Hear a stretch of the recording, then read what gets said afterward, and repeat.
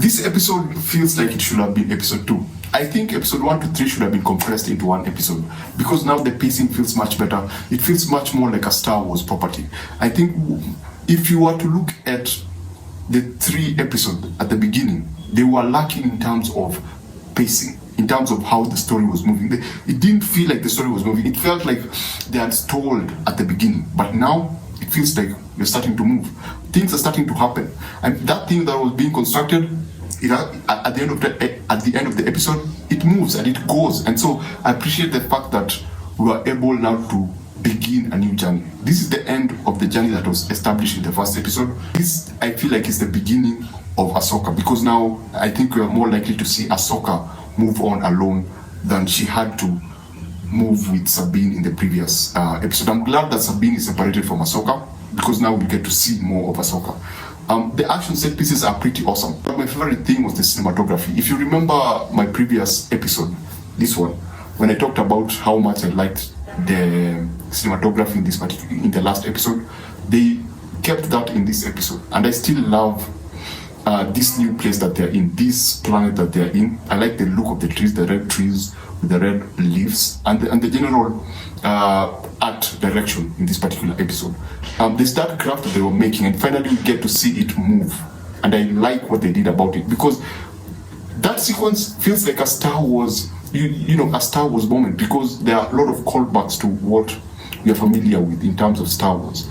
We see a lot of familiar faces from the Star Wars universe. We see a lot of crafts from the Star Wars universe. So it feels like a quintessential Star Wars episode, and that I very much appreciate. I don't care what people say, but I truly 100% loved this episode. What did I have a problem with? The character of Sabine and Ahsoka don't have any chemistry. Now, the good thing is that they were not given more time to actually talk. In this particular episode, we see more action than talking. But in the opening, we get another sequence of the two trying to have a conversation. And as I have said in the previous reviews, these two characters don't gel well. I don't know if it's a chemistry or it's the writing, but there's a problem. They don't feel natural. They feel stiff. They feel like someone was reading the line from one side of a room, and the other one was reading the line from a different side of a room, and they were all brought together. It doesn't feel like they were in the same room during these particular scenes, because there's just something off. They just don't connect. Sabine and Ahsoka don't just connect. And what do I also like about this? I like the fact that now, at the end of episode 4, they've been separated.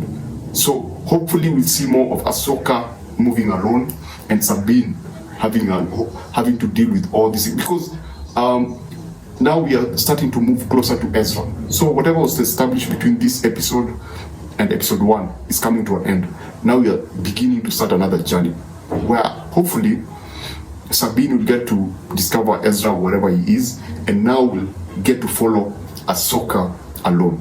As I've said before, with this show, I feel that the character of Sabine was brought in.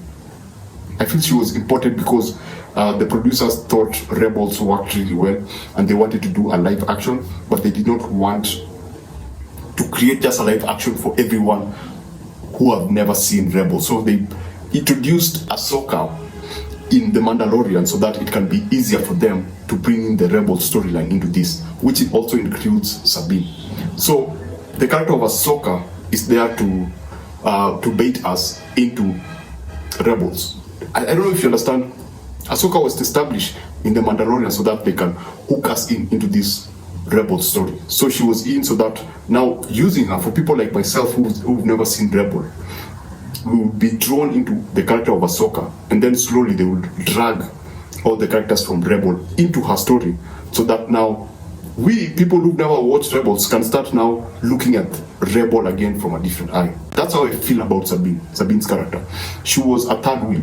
She was not necessary in this story. I think this was predominantly supposed to be an Ahsoka story, but we also have to get Sabine. Anyway, the ending, people are talking about it, but it didn't come as a surprise. It makes sense for what happens at the end with Anakin to actually happen, because of the history of, a bit of Ahsoka Tano's story, master-student relationship, and the theme of the show is master-student. So for this particular character to be there it actually makes a lot of sense. So yeah, I enjoyed this. I don't care what people say. I've had a problem with the first episode. I felt a certain way about it. There's a certain way I felt about the third episode and the second episode, but this feels more stronger, it feels leaner, it feels more focused. And I want them to keep that pace. In terms of editing and pacing, I would hope that they would keep that pace going. And yes, keep Ahsoka and Sabine separated. I think it's for the better. It feels much, I know the droid at one point went like, you work best when you're together, but I don't think in terms of, generally us having the viewing experience that they work together very well. They don't have chemistry. So yeah, that's my review of episode 4, Ahsoka. Truly enjoyable. Love the new direction. I love the fact that now the stakes have been upped. They've been turned up to 11.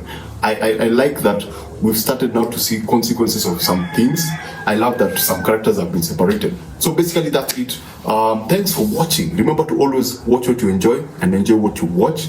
I have a playlist of Ahsoka reviews, and I will be working on all other reviews for Ahsoka. So if you're here and you've never subscribed to my channel, please subscribe, and I shall see you on the next episode, which will be probably a review of The Nun, or I'll be talking about why One Piece worked and Disney is not working.